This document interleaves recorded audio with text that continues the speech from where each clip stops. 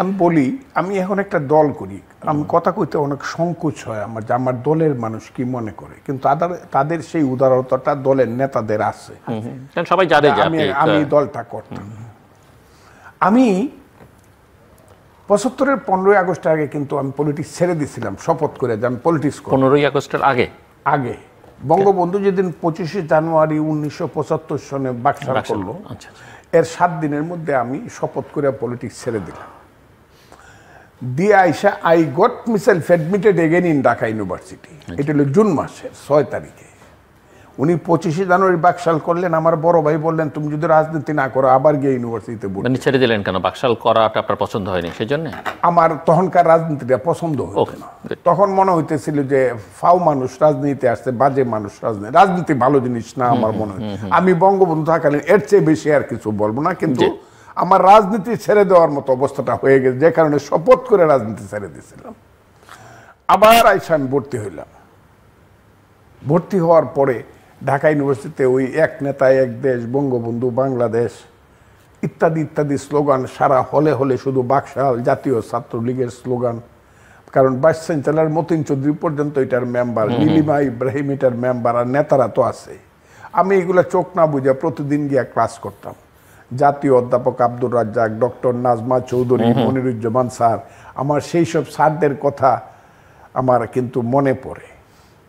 তো ইয়াজউদ্দিন স্যার, আমি খুব ভালো ছাত্র, আমি কিন্তু খুব ভালো ছাত্র। এমনি নর্মালি যে ছাত্র যেগুলো, এখনকার ছাত্রদের মতো হয়তো ভালো না, কিন্তু ওই যে জেনারেল লেখাপড়া, আমি কিন্তু পলিটিক্স খুব ভালো ছাত্র। এমনকি নাজমা চৌধুরী আমাকে দিয়ে ক্লাস করাইতো, ফজলু বলো তো দেখি এটা বলো। আমার বন্ধুরা বসে থাকতো, আমি বক্তৃতা করতাম, ওই মানে ক্লাস এইরকম ছিল। এবং আমার চিন্তা ছিল আমি বাহিরে চলে যাবো দেশে। এর মধ্যে 15ই আগস্ট বইটা গেল, জুন জুলাই আগস্ট, আমি পলিটিক্স তো করি না। 15ই আগস্ট ঘটার পরে আমার মনে হইলো যে দেশে নারী হত্যা হয়, শিশু হত্যা হয়, এগুলো আমি কইছি আগে কথাগুলো, আমাকে আবার রাজনীতি করতে হবে। কারণ আমি তখন মুজিব বাহিনী লিডার, অস্ত্র যে ধরছিলাম সেটা, সেই অস্ত্রগুলো আমার কাছে ছিল, অনেক অস্ত্র। এবং সেইখান থেকে ঘুরিয়ে আইসা আবার ওই গোপনে ভিন্ন নামে ছাত্র, এখনের মতো অবস্থা না কিন্তু, ভিন্ন নামে ছাত্রলীগ করা শুরু করলাম। এবং আমার নেতৃত্বেই মূলত ছাত্রলীগটা গড়ে উঠলো ঢাকা বিশ্ববিদ্যালয়ের প্রথম এবং সারা বাংলাদেশে। 1 বছর পরে 1976 সনের 15ই আগস্ট, 1 বছর, আমাকে 2 জন লিডার আমাকে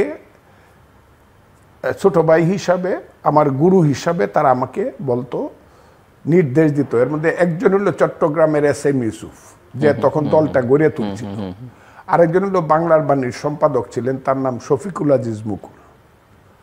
এই তারা তখন আমাকে নির্দেশ দিলেন যে কোনোভাবে ৭৬-এর 15ই আগস্ট ঢাকা বিশ্ববিদ্যালয়ের বটতলা করতে হবে। তখন কিন্তু গাছের পাতাও নড়ে না, বক্তৃতা তো দূরের করে। আমি সিদ্ধান্ত, একটু খুব বেশি সময় আমার হাতে নেই, ছোট না আমি শেষ করে, ওই যে বক্তৃতাটা আমি করছিলাম, প্লিজ আমরা শুনি কয়টা লাইন। সেই বক্তৃতাটা হইল, আমি প্রথমেই বললাম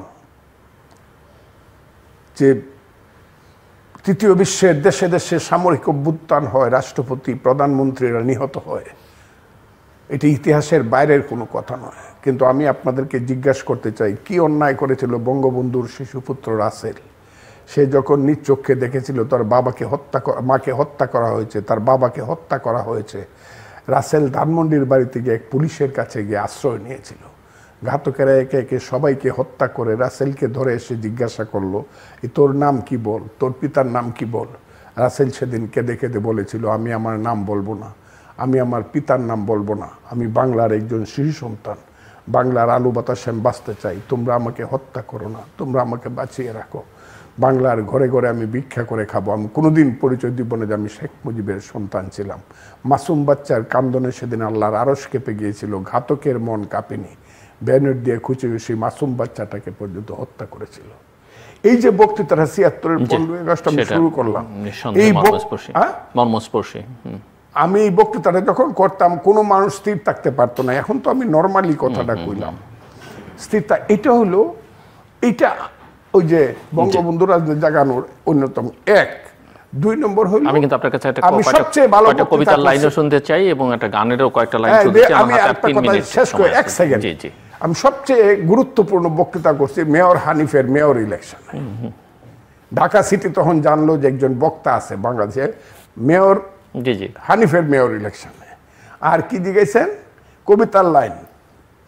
আমার কবিতার লাইনের মধ্যে আমার কবিতা, রেখমা দাসের মনে এ মিনতি করি পদে, সাধিত মনের স্বাদ ঘটে যদি পরমাদ, মধুহীন করোনা কো তবু মন কোকোনা দে, প্রবাসে দৈবের বসে জীব তারা যদি খসে, এ দেহ আকাশ হতে যেন নাহি পড়ে, জন্মিলে মরিতে হবে অমরকে কথা কবে, চিরস্থির কবে নীর হায়রে জীবন নদে।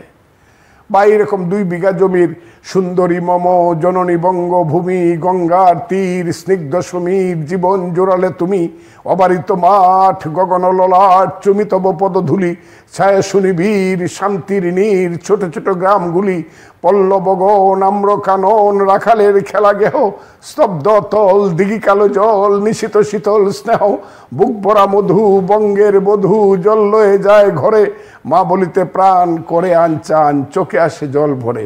এই কবিতাগুলো আছে। আর গানের বেলায় আমার দেখা গেল গান শোনা, আমি যখন খুব মন খারাপ থাকে, আপনি কণ্ঠ মেলাতে পারেন ওনার সাথে। হ্যাঁ, আমি যখন খুব মন খারাপ থাকে কোনো সময় আমার এলাকার গান আছে। আমার এলাকায় এই ভাওর অঞ্চলে জন্মগ্রহণ করছে কে কে? রশিদ উদ্দিন, জালাল খা, উকিল মুন্সি, হাসন রাজা, রাধা রমন, শাহ আব্দুল করিম, এইরকম আমি অনেকের নাম বলতে পারবো, তাদের গানগুলা গাই। কিন্তু আমার গানের মধ্যে রবীন্দ্রসঙ্গীত দেওয়া শুরু হয় সকালবেলা। যে আমরা একটু শুনি, আমরা একটু একটা লাইন শুনি আপনার কাছ থেকে, আপনার রবীন্দ্রসঙ্গীত। কোনো অসুবিধা নেই। কেন জামিনী না যেতে জাগালে না, বেলা হলো মই লাজে, কেন জামিনী না যেতে জাগালে না, শরমে জড়িত চরণে কেমনে চলিব, পথের মাঝে কেন জামিনী না যেতে জাগালে না, বেলা হলো মরি লাজে, কেন জামিনী না যেতে জাগালে না। অসাধারণ, অসাধারণ। আবার ওইটা আছে, গান গাই আমার মন রে বুঝাই, মনটা যে পাগল পাহারা, আর কিছু চায় না মনে গান ছাড়া, গান ছাড়া আর কিছু চায় না মনে গান ছাড়া, গানে বন্ধুরে ডাকি, গানে প্রেমের ছবি আঁকি, গানে বন্ধুরে ডাকি।